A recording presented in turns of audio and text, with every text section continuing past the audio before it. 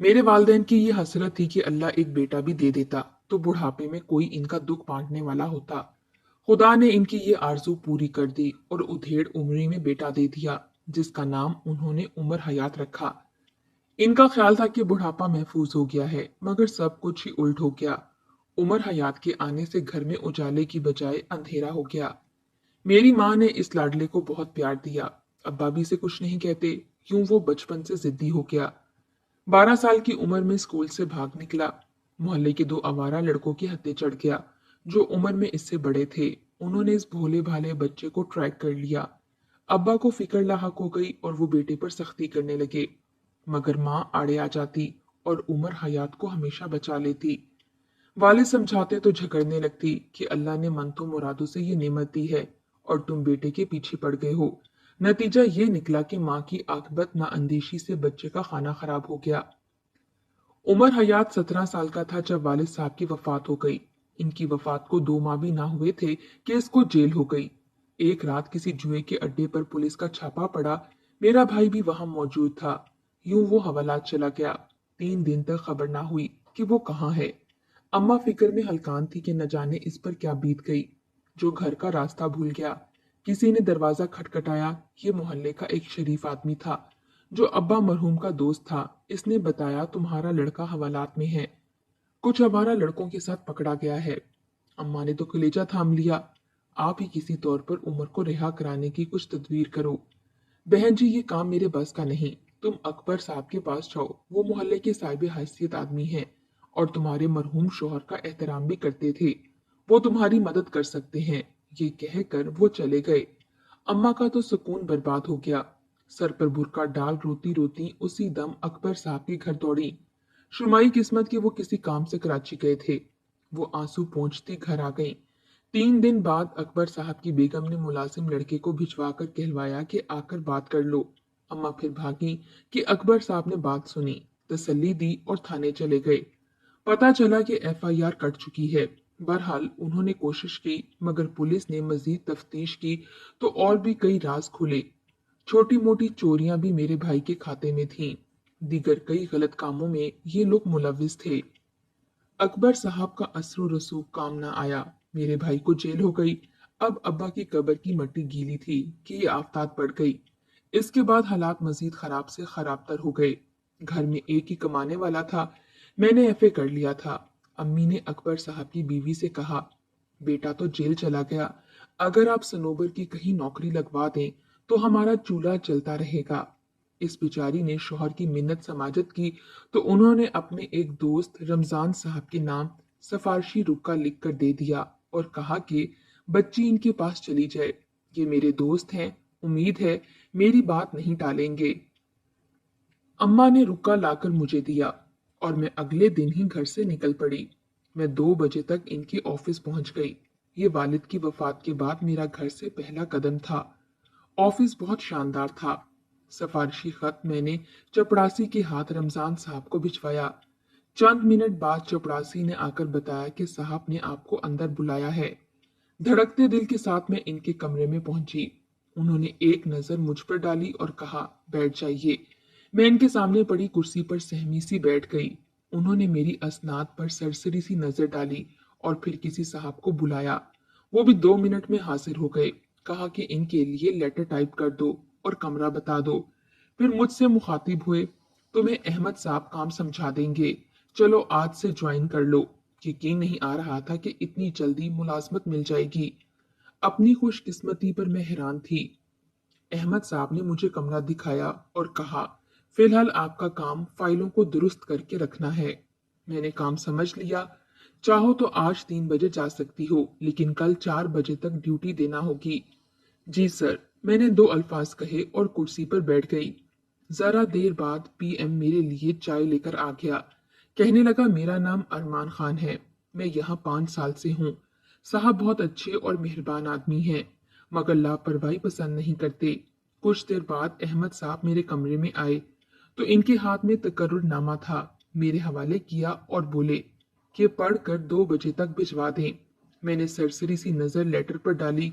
तनख्वाह तो मेरी उम्मीद से बढ़कर थी। मैंने उसी वक्त साइन कर दिया। मैं बहुत खुश थी। घर आ गई, अम्मी को फिक्रमंद पाया। बोली सुबह की गई, दोपहर को आ रही हो, इतनी देर क्यों कर दी? मैंने कहा मुझे मुलाजमत मिल गई है।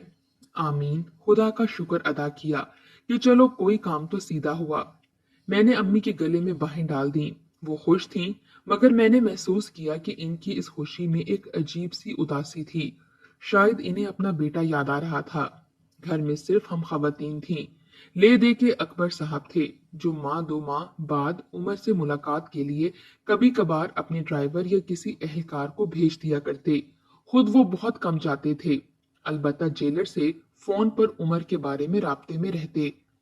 जब मैंने ड्यूटी ज्वाइन की तो कंपनी के मालिक की अनायतें देखकर हैरान हो गई। सोचती थी क्या मालिक इस कदर मेहरबान और अच्छे हो सकते हैं। एक दिन वो ऑफिस मुआयने पर आए। मैं काम में गुम थी। 2 मिनट कमरे में ठहरे और चले गए। इनके साथ अहमद साहब भी थे। वापस जाने के बाद उन्होंने मुझे बुलाया। मैं समझी मुझसे कुछ गलती हो गई। डरते डरते इनके सामने पेश हो गई। वो तन्हा बैठे थे। पूछा काम में कोई मुश्किल तो नहीं? मैंने कहा जी नहीं, काम बिल्कुल आसान है। कहने लगे दरअसल अकबर मेरा अच्छा दोस्त है। मैंने इनकी सिफारिश पर तुम्हें रखा है, इसीलिए चाहता हूं कि तुम्हें कोई परेशानी ना हो। फिलहाल ये काम दिया है, बाद में कोई दूसरा काम दे दूंगा ताकि तुम्हारी तनख्वाह में इजाफा हो जाए। मुझे लगा वो तसल्ली दे रहे हैं ताकि मेरा हौसला बढ़ जाए। मैंने इनकी बातों को शफकत पर मखमूल किया। कुछ दिनों बाद उन्होंने मुझे फिर बुला लिया। कहने लगे मिस नोबर, मैं आपके लिए बहुत ज्यादा बेहतर पोस्ट निकाल चुका हूँ। अपने कमरे से मुल्हिका हिस्से की जानिब इशारा किया। आज से आप यहाँ बैठेंगी।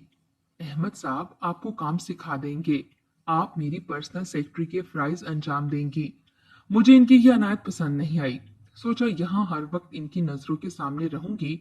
बेशक दरमियान में शीशे लगे थे, लेकिन इस तरह वो जब चाहते मुझे देख सकते थे। मैंने खुद को बहुत अनकंफर्टेबल महसूस किया, मगर दिल की कैफियत को जाहिर नहीं होने दिया, क्योंकि मुझे नौकरी तो करना ही थी। एक रोज रमजान साहब अपना नया प्रोजेक्ट दिखाने के बहाने मुझे अपने घर ले गए। कहने लगे मिस नोबर आप यहाँ चंद मिनट बैठें, मुझे एक जरूरी फाइल लेनी थी। तो यहाँ आना पड़ा। बस अभी चलते हैं, तब तक चाय का एक कप एंजॉय करें। थोड़ी देर बाद वो हाथ में एक फाइल थामे आ गए और बिला तकल्लुफ मेरे पास सोफे पर बैठ गए। कहने लगे आपने मेरा घर देखा, कितना सूना सूना और खाली है। मेरी बेगम वफात पा चुकी है, एक बेटा है। इसे मैंने कराची के एक बहुत आला तालीमी अदारे में दाखिल करवा दिया है। एक बात कहना चाहता हूँ, बुरा मत मानना, मैं तन्हा जिंदगी से तंग आ चुका हूँ। तुम बहुत अच्छी लड़की हो। तुम्हारे हालात भी मुझे अकबर साहब की जबानी मालूम हो चुके हैं। अगर तुम मुझसे शादी कर लो तो तुम्हारे सारे मसले हल हो जाएंगे। मुझे एकदम शौक लगा, क्योंकि वो मेरे वालिद के बराबर थे। सोच भी नहीं सकती थी कि वो अचानक ऐसी बात कह देंगे। मैं 19-20 साल की थी और वो 40 से 2-3 साल ऊपर ही होंगे। उस वक्त कुछ कहना मुनासिब ना समझा, क्योंकि मैं इनके घर पर थी और अकेली थी। बेशक मुलाजिम मौजूद थे, ताहम ऐसी सूरत हाल में दानिशमंदी का तकाजा यही था कि इनसे तमीज से बात करूं। मैंने कहा सर, इस मामले पर वालदा की बगैर बात तय नहीं कर सकती। इनसे मशवरा करके आपको जवाब दूंगी। बोले ठीक है, इनसे शादी किसी तौर पर मुझे मंजूर नहीं थी।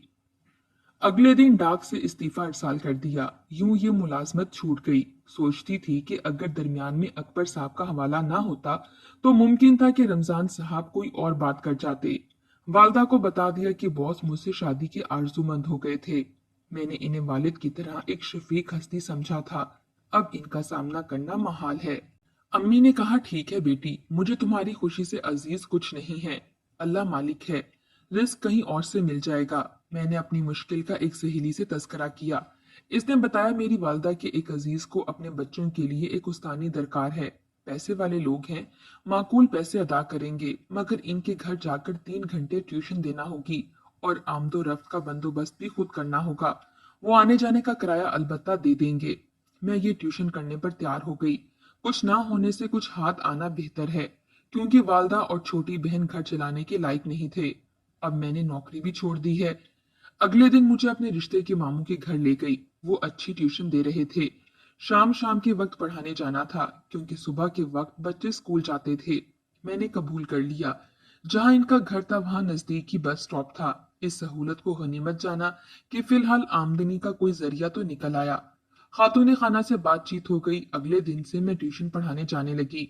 एक दिन ट्यूशन पढ़ाकर घर लौट रही थी कि मुझे अपने मोहल्ले का एक नौजवान आकिब नजर आया। वो मोटरसाइकिल पर था और मैं बस के इंतजार में खड़ी थी। वो गालिबन दफ्तर से अपने घर जा रहा था। ये मगरिब का वक्त था। आकिब ने मुझे देखा तो मोटरसाइकिल करीब रोकी और पूछा, क्या घर जाने को यहाँ खड़ी हो? मैंने जवाब दिया, हाँ। कहने लगा, आज इस तरफ कुछ हंगामा हो गया है। शायद बसों की हड़ताल है। तुम कब तक खड़ी रहोगी? अंधेरा होने वाला है। मेरे साथ चलो। वो मोहल्ले का शरीफ लड़का था। मेरी वालदा की इसकी वालदा से दोस्ती थी, लिहाजा मैं इसके साथ बैठ गई। इसने मुझे घर के करीब उतार दिया। अम्मी को बताया कि ये मामला हुआ। वालदा ने कहा, बेटी, कुछ दिन पहले इसकी माँ ने आकिब के लिए तुम्हारा रिश्ता मांगा है। मैं अभी सोचो विचार में थी कि तुमने ये बात बता दी। चलो फिर ये भी बता दो कि अगर मैं आकिब की माँ को तुम्हारे रिश्ते के लिए हाँ कह दूं तो तुम्हें एतराज तो नहीं होगा? मुझे आकिब अच्छा लगा था, लिहाजा माँ से कहा, मुझे कोई एतराज नहीं। मैं आपकी पसंद पर राजी हूँ। मगर इनसे पूछ लें क्या वो उमर भाई की रिहाई तक हमें ये मोहलत देंगे, क्योंकि मैं इनके आने तक घर से नहीं जा सकती। अम्मी ने कहा कि वो ये मोहलत देने को भी तैयार हैं। शादी की तैयारी के लिए इनको भी 1 साल चाहिए। वालदा की इस बात से मेरे दिल को सुकून हो गया। 2 दिन बाद ट्यूशन पढ़ाकर लौट रही थी कि आकिब फिर आ गया। कहा, यह सुनसान सा इलाका है, तुम्हें घर तक आते हुए 10 मिनट लग जाते हैं। बस के इंतजार में खड़ी रहोगी तो रात हो जाएगी। यही सोचकर मैं तुम्हें लेने आ गया। वालदा मुझे रिश्ते का बता चुकी थी, समझ चुकी थी कि आकिब की भी यही मर्जी है, इसीलिए लेने आ गया। अंधेरा बढ़ रहा था, सर्दियों के दिन थे। मैंने आफियत यही जानी कि आकिब के साथ ही चली जाऊं। मुझे भी रास्ता बहुत खलता था। रास्ते में आकिब ने बताया कि अम्मी तुम्हें बहू बनाने का इरादा रखती हैं। मुझे ये बात बताई तो सोचा, क्यों ना मैं रोज लेने आ जाऊंगा, अगर तुम्हें एतराज ना हो तो। ठीक है, मुझे क्यों एतराज होगा? वैसे भी मुझे बहुत डर लगता है यहाँ। खैर, अभी हम ये बातें कर ही रहे थे कि एक गाड़ी हमारे सामने से आती दिखाई दी, जिसकी लाइटें हम दोनों पर पड़ी। तो आकिब ने मोटरसाइकिल दाईं तरफ कर ली। तेज रोशनी की वजह से बस इस कदर देख पाई कि ये गाड़ी उसी घर की थी जिस घर में मैं ट्यूशन देने जाती थी। कौन चला रहा था ये नहीं देख पाई। खैर, आकिब अब रोज मुझे मगरिब के वक्त लेने आने लगा। एक रोज अम्मी ने कहा, बेटी, तुम्हारा भाई जेल से आ रहा है, अब तुम जरा ध्यान रखा करो। ऐसा ना हो कि किसी दिन वो देख ले और कोई फसाद डाल दे। बेहतर है कि ट्यूशन छोड़ दो। मैंने कहा, अम्मा, छोड़ दूंगी। भाई को घर तो आने दो, वो आते ही कमाने तो नहीं लगेगा। हम खाएंगे कहाँ से? क्या अपने घर का खर्चा भी अब आकिब की माँ से मांगेंगे? खुदा ना करे, कैसी बातें करती हो। मैंने तो वैसे ही कहा था कि उमर का मिजाज जानती हो। माँ का खदशा भी सही था, क्योंकि उमर इंसान नहीं हैवान बनकर आया था। अब तो नशा भी करने लगा था। वो बहुत बेहिस हो गया था। अम्मा ने सोचा था कि बेटा आ जाएगा तो सबसे पहले घर की बदहाली को महसूस करेगा, कमाने की तरफ ध्यान करेगा, मगर ऐसा ना हुआ और मुझे मजबूरन पढ़ाना पड़ा। एक रोज मैं पढ़ाने गई तो बच्चे और माँ बाप घर पर नहीं थे। बच्चों का चाचा मौजूद था। वापस जाने लगी तो इसने आगे बढ़कर मेरा रास्ता रोक लिया। कहने लगा, जरा देर को दम तो ले लो, दूर से आई हो, ऐसी भी क्या जल्दी? भाभी और बच्चे आने ही वाले हैं। मैंने कहा, मेरा रास्ता छोड़िए, मुझे जाना है, इनका इंतजार नहीं करना। बड़ी शरीफ बनती हो। ये तो बताओ, उस दिन सड़क किनारे अंधेरे में तुम किसके साथ बाइक पर थी? इनकी ये बात सुनकर तो मुझे गुस्सा आ गया। मैंने कहा, इस बात से आपका क्या सरोकार? खैर, मैंने भी इसे बता दिया कि वो मेरा मंगेतर था और ये कहकर मैं जल्दी से घर से निकल आई। पता नहीं आकिब उस वक्त मुझे लेने कैसे आ गया। मैं इसके साथ बाइक पर बैठ गई, मगर रास्ते में हमें एक आदमी ने रोक लिया। वो आकिब से मुखातिब हुआ, ओए, ये क्या तेरी बहन है कि सरे राह इसको उचक लिया? मेरी तो बहन नहीं, शायद तेरी हो, आकिब ने गुस्से से जवाब दिया। उस जगह घने दरख्तों की वजह से अंधेरा सा हो गया था। स्ट्रीट लाइट ऑफ थी। मैंने चेहरे पर निकाब कर लिया था, सो जिसने मोटर बाइक रोकी वो मुझे पहचान नहीं सका, लेकिन मैं इसकी आवाज से पहचान गई कि ये मेरा भाई उमर है। उसी दम स्ट्रीट लाइट ऑन हो गई। रोशनी हो गई तो मैंने निकाब उलट दिया। 2 गुंडे आकिब से उलझ रहे थे। उमर ने मुझे बाजू से पकड़ा। इसका इरादा मुझे घसीट कर गाड़ी की तरफ ले जाने का था। निकाब उलटने से मेरी सूरत पर रोशनी पड़ गई। इसने मुझे पहचान लिया तो हैरान हो गया। तुम यहाँ क्या करने आई थी इस वक्त? और ये लड़का किधर ले जा रहा था तुम्हें? मैंने कहा, ये आकिब है। खुदा ने मुझे इन गुंडों से बचाने को इसे इधर भेजा है। और तुम मेरे सगे भाई हो, शर्म नहीं आती तुम्हें?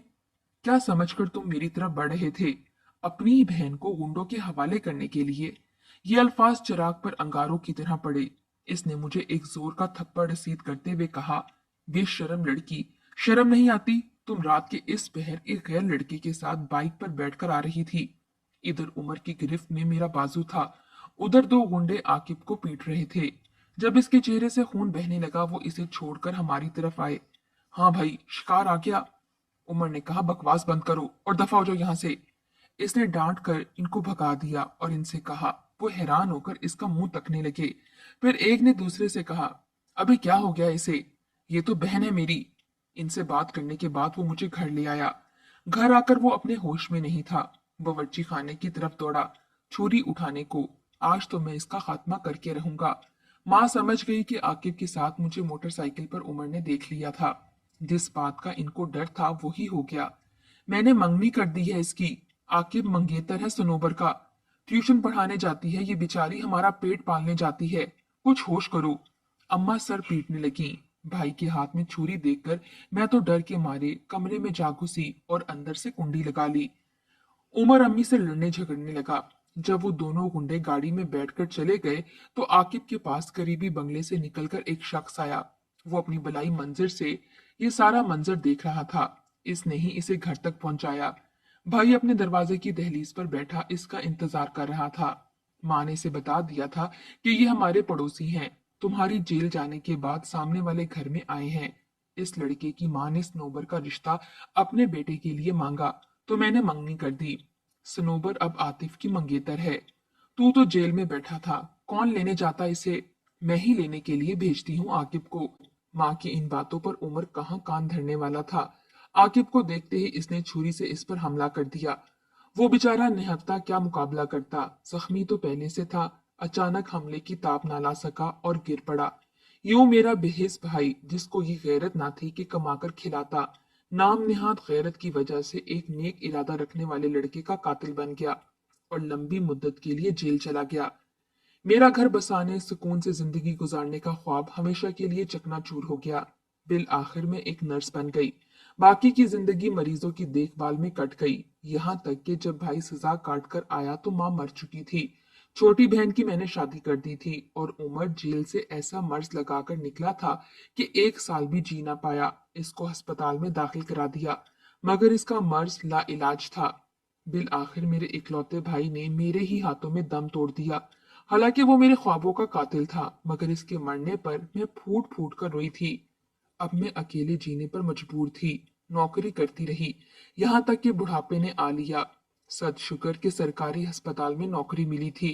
आज पेंशन ही मेरा सब कुछ है कि दो वक्त की रोटी बगैर किसी के आगे हाथ फैलाए मिल जाती है।